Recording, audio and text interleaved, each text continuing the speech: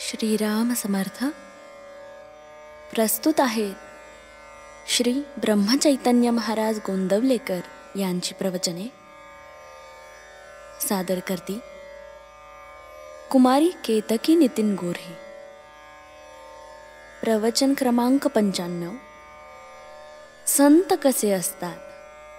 आपले शहाणपण बाजूला ठेवून जो संताला शरण जातो तोच खरा साधक. ज्याला सर्व सृष्टी रामरूप दिसते आणि शिष्यालाही जो रामरूप पाहतो तोच खरा गुरु.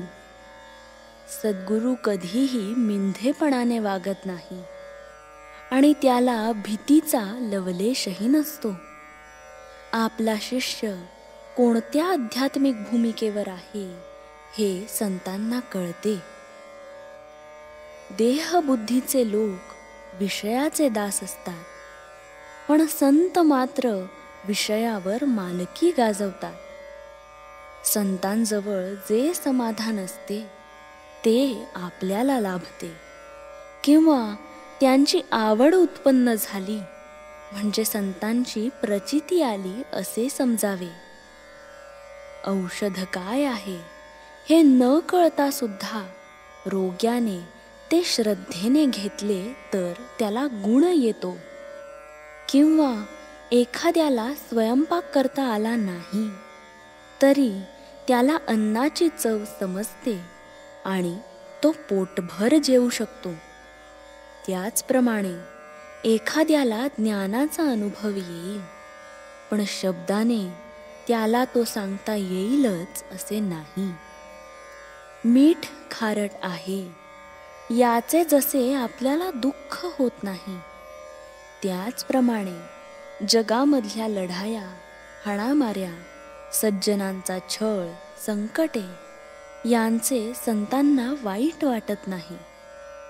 वाईट वाटत नाही याचा अर्थ ते त्यांना आवडते असा मुळीच नव्हे. पण मीठ जसे खारट असणार तशा जगात या घडामोडी होणारच. जगाची रहाटीच अशी आहे हे समजून तो दुःख करणार नाही.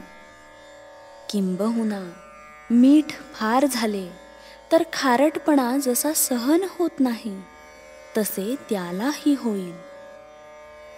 इतकेच नव्हे तर त्याचा प्रयत्नही जगातले वाईट कमी करण्याकडेच असतो. विहिरीतल्या बेडकांना जशी समुद्राची कल्पना येत नाही तशी आपल्याला संतांची कल्पना येत नाही. संत हे पहिल्याने आपल्यासारखेच होते, परंतु अनुसंधानाच्या मार्गाने ते वर गेले. आपल्याला संत शोधण्याची मुळीच जरुरी नाही. आपली इच्छा बलवत्तर असेल तर संतच आपला शोध करीत आपल्याकडे चालत येतील. आपली भावना कशी आहे इकडे संतांचे लक्ष असते. संत हा गुप्त पोलिसासारखा आहे. तो आपल्यामध्ये आपल्यासारखा राहतो, पण आपल्याला ओळखता येत नाही. संताला स्वतःच्या शरीरात काय चालले आहे ते सर्व दिसते, म्हणून तो रोगाची काळजी करीत नाही. संताला कर्म मागे पुढे करता येते, पण ते टाळता येत नाही. ते कुणाला तरी भोगलेच पाहिजे. संत जे साधन सांगतात ते आपल्या शक्तीप्रमाणेच असते.